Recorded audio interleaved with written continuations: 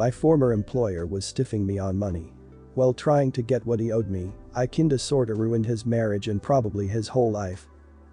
Okay, I don't know that this actually counts as revenge, because I was honestly just trying to get money I was owed. I wasn't trying to drop a nuclear bomb on the guy's life in the process. That's what ended up happening, though. And I was told that my Redditor brothers and sisters here might like this story, so here it is. Some years back I ended up doing work for this guy I'll call Dick.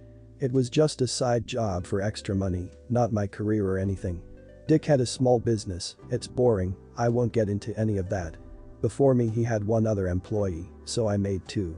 Just two employees, that's how small a business it was.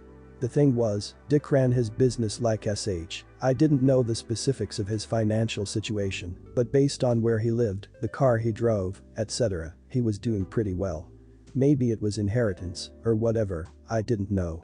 But his situation clearly wasn't due to this business, which again, he ran like SH. In fact, he ran the business like such other SH, that after about 6 months, after I started doing work for him, the business wasn't making money anymore. So instead of regular payments like usual, the other employee and I had to start asking where our money was before it showed up. Then the payment started getting more and more behind. Eventually I was owed around $500. Then one day the other employee tells me I'm done. He owes me like $5,000 and I'm not going to keep working for nothing. I was like whoa SH, because I had no idea he was owed that much. The trouble with pay clearly went back farther than I knew. So, Dick ended up coming to me and said, look, I owe the other guy money and I need to pay him. Do you mind if I get him all paid up, which means I gotta hold off on your pay for a month or two. But once he's paid off, I swear I'll make it all up to you. Because I'm an idiot and because I felt bad about the first employee who was a good dude, I said fine, go ahead. So, I didn't get paid at all for a while, which upped my total owed to about $1,500.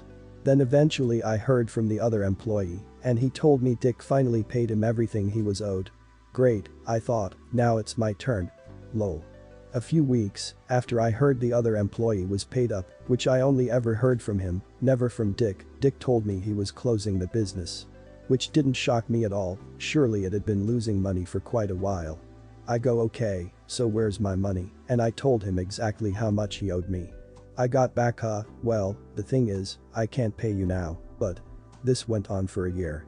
I looked into what my steps were legally, but I'd have had to file something in small claims court and it's only $1,500 and having to get a lawyer would probably eat up most of it.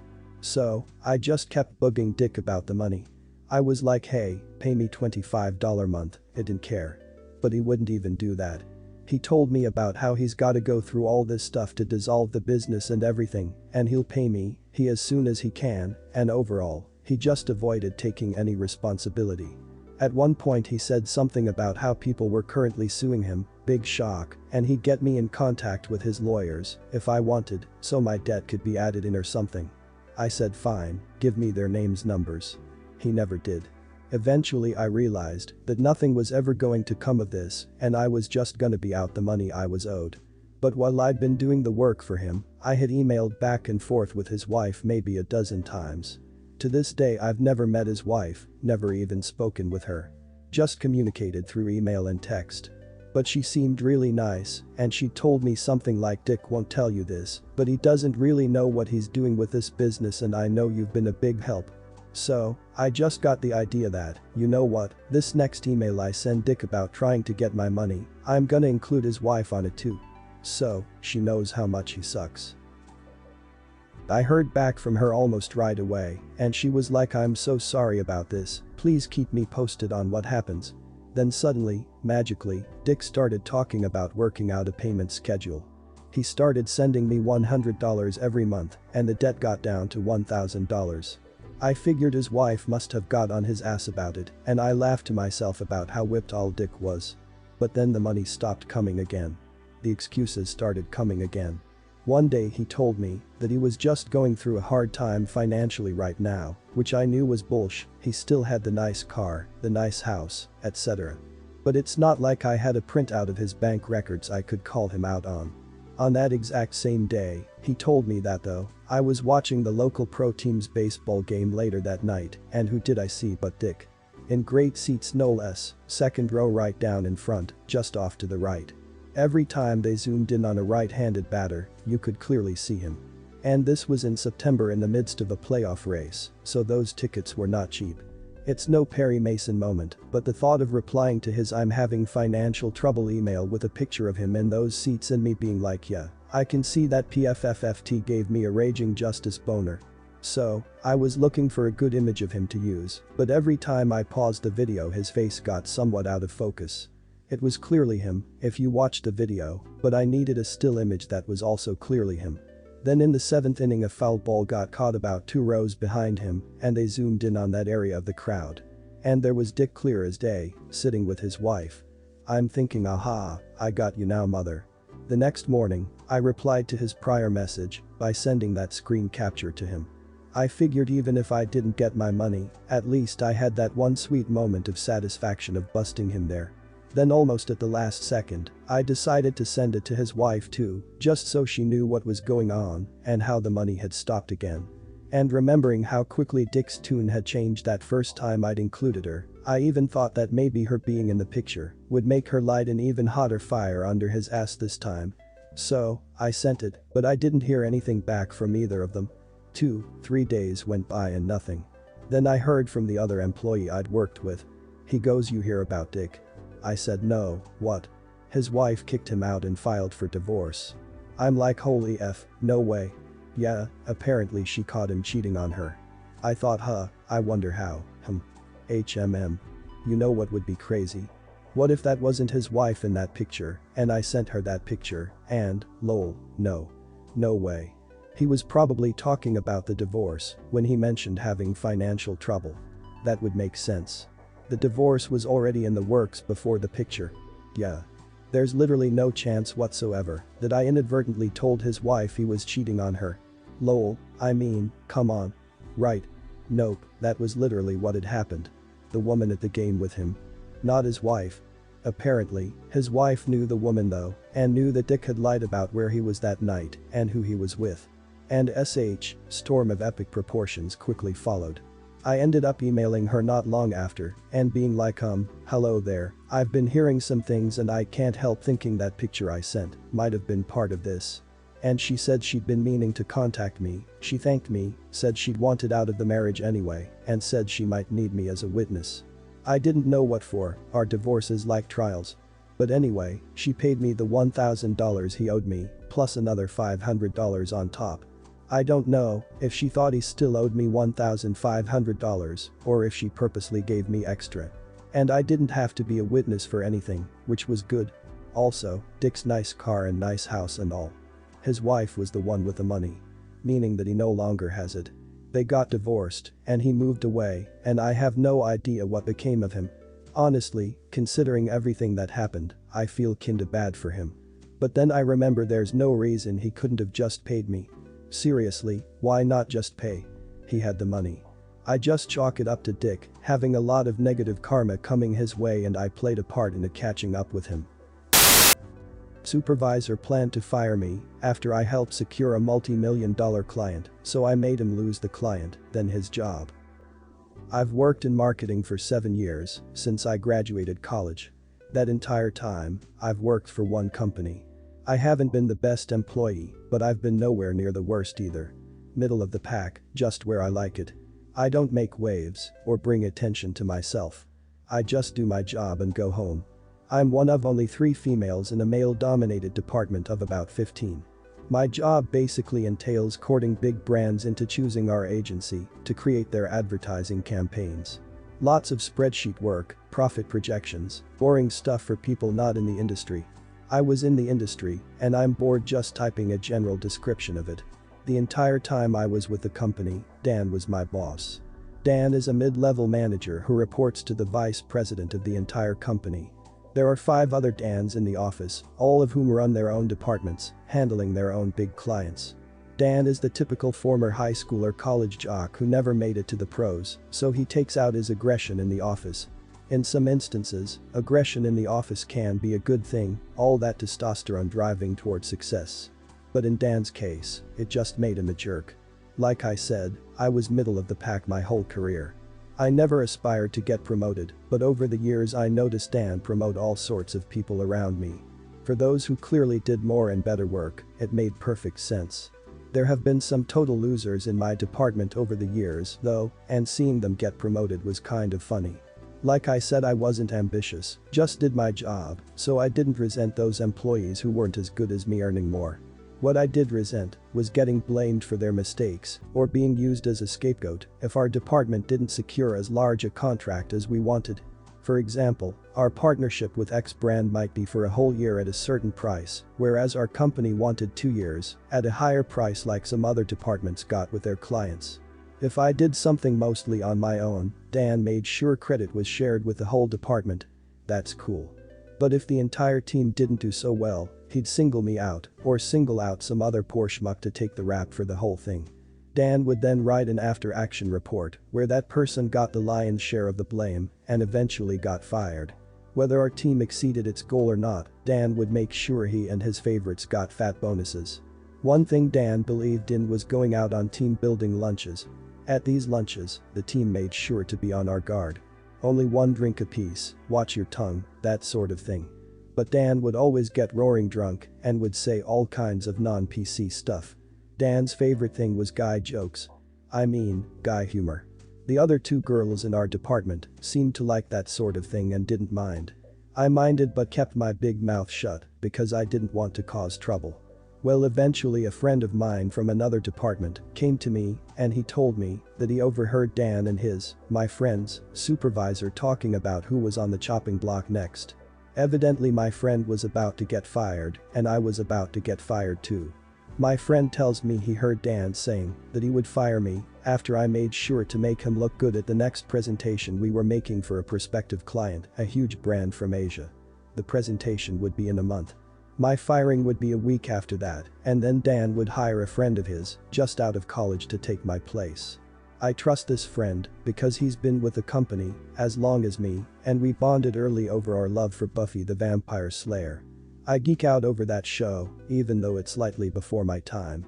We talk all the time about how hot some of the guys on that show were. Well, anyway, until my firing, I was to continue slaving away collating marketing reports, wining and dining the clients, being charming, and prepping Dan's PowerPoint presentation to the clients. I have a good friend in HR, and on a lunch date a few days later she told me that it was true, I was one of the names submitted by Dan for termination in the near future. She swore me to secrecy, and I promised I wouldn't say a word, but I also made her promise she wouldn't say a word about what I was planning. I remember how much of a jerk Dan was in that he wouldn't even let me take my 2 weeks off to get married 2 years ago, even though I requested it several months in advance, without making me feel like a lazy jerk. Meanwhile, he'd sign off on his buddies' vacation requests without batting an eye, even if they'd come to him last minute. He's always been a jerk to me, and part of my suspects it might be because I never took him up on his offer to take me out after work or chat me up on a personal level from years ago, before I got married. I had just realized I was pregnant with my first child and I dreaded eventually having to ask Dan for my maternity leave. This job really wasn't making me a happy person anyway, and my husband makes a fine salary and has always told me it's perfectly fine for me to take time off to be a stay-at-home mom for a few years, or even permanently if I want. Well, I've always done my job effectively, done well on performance reviews. Never off the charts good, but always well above effective rating. Even when Dan the failed tight end was reviewing me, he had to play nice because an HR rep would be in the room. Growing up with 2 whole brothers who are now wonderful people, one teaches high school English and the other is a chemist, I knew a lot about the classic mousetrap stink bomb trick.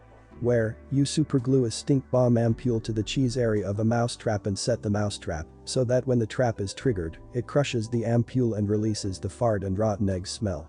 You glue the mousetrap itself to the bottom of a small, oblong box, usually a shoebox. The trap is glued on one end of the box's inside. On the other side, you put a tennis ball, then you seal the box. You make sure that for storage, the ball stands in a tall way, with the ball on the bottom and the trap on the top. When you're ready to use the stink bomb, you lay the box gently the long way so that the ball gently rolls along the bottom of the box, near the mousetrap. The idea is that, if the box is jarred, the ball will move around, trigger the trap, and then you get the stink bomb smell. My brother told me it's usually for putting in people's cars. That once the car started moving, the natural momentum would spring the trap. My plan didn't involve cars, but the trap would still be fine. I decided that I would ruin Dan's presentation with a stink bomb. That would be annoying, but it wouldn't really be revenge for 7 years of him treating me like crap and making me do all this work that ultimately he took credit for and gave himself raises for. So, for the next 4 weeks, 3 times a week Dan and our entire team would be that obnoxious group of office workers you see at Chili's or Red Robin, or whatever mid-price, sit-down restaurant you have near you. That's a step up from Denny's. Per usual, Dan would talk about what losers people in other departments were, how the company was nothing without him, how the boss's new wife was hotter than the previous wife, and how he banged both. We all knew he was just messing around and just bro talking. Whatever he was doing with all his drunk talk, I thought maybe upper management would be a better judge than me. I thought of just emailing the best audio files to them. I didn't mention before, but I had gotten into a habit these last few weeks of quietly hitting record audio whenever Dan decided to tell off-color jokes, sex jokes, or make fun of differences between black and white people, how funny it sounds when Asian people speak English, and so on. My friend from another department who was also on the verge of getting fired helped me change a lot of the audio files on Dan's upcoming video presentation to his most classic sounding sound bites of making fun of Asian people, black people, telling sex jokes. The visuals stayed the same, but the audio track was completely changed. Officially, Dan's dull-witted friend was in charge of creating the presentation, and he and Dan would take credit for the whole thing. The reality was that I was supposed to create the whole thing, make it a smash hit, and get fired without getting any credit for it. Every day, I was supposed to submit my work to Dan and his friend, and they were supposed to give their okay on my work. But over time they realized I produced good work, and they didn't even bother checking what I was doing. They did, however, send their confirmation to their bosses that they were completing their presentation. Since they didn't want to share credit with me, they excluded my name from their reports. Our presentation room for the client is about the size of a classroom. It's basically like a private theater in a mansion. Our clients were about a dozen Japanese men. There is a movie screen on one end, with a podium beside it. Dan was supposed to make a speech at the podium, then show how approachable and cool he is by pacing up and down the stage in front of the screen to really sell our agency's services, and then take a seat while the video climaxes the show. The video is projected from behind a glass room, like a movie theater in back, and a projector is connected to a laptop beside it. The projector shows its image through a glass window. That projector room has one door accessible from inside the theater, and it has a deadbolt lock, though it's never locked. Another door leads to the rest of the building. We are on the 8th floor. Only the custodian has the key. Dan had a remote control, where he would click a button and the presentation would start. Without Dan knowing, I had had the projector changed to a different model that wouldn't read as remote, but the remote I was holding. There were like 5 different projectors available on the projector room. The plan was supposed to be that Dan would press his button, the video would play its 3-minute length, and that would end our pitch to the client. My plan was that I would press my own remote at the same time as Dan.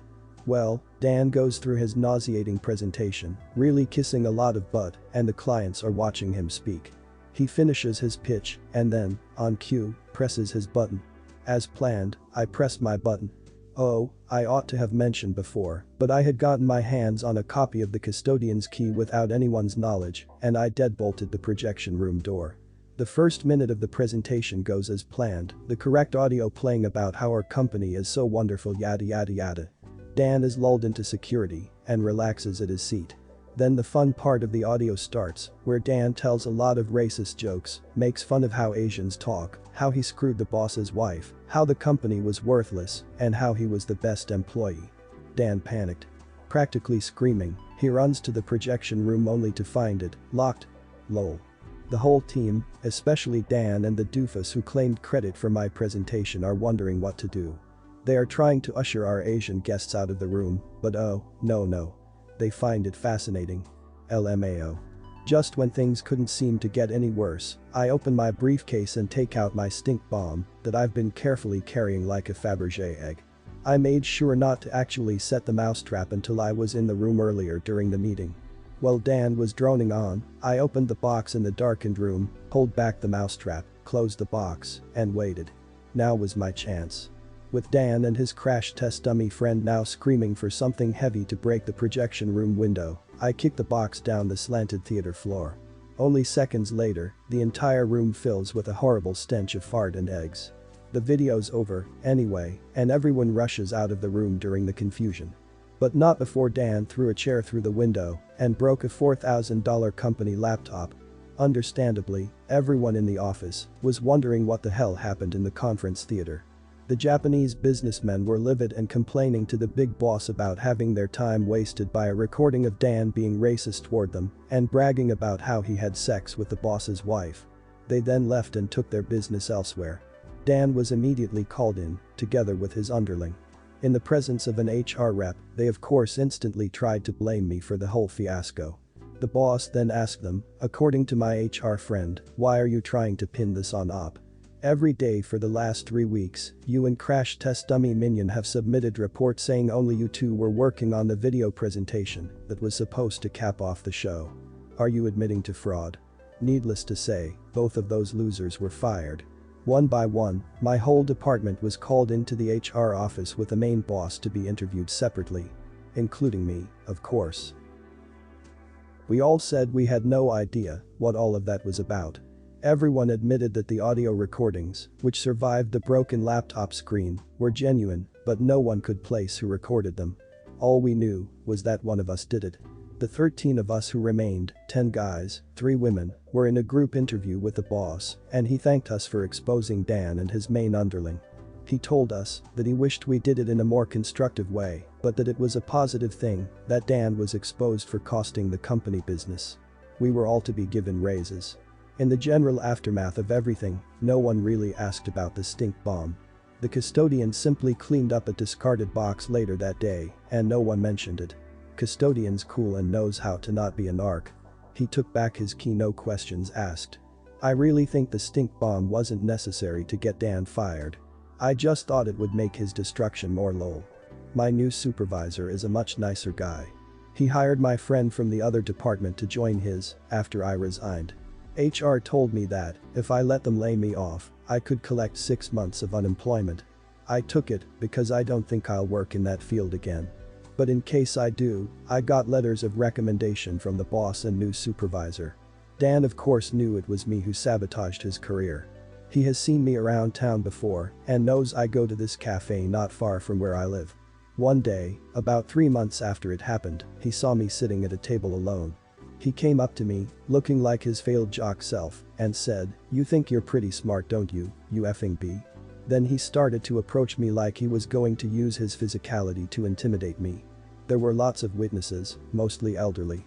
Lucky for me, my husband came out of the bathroom just in time to see another man looking like he was threatening me.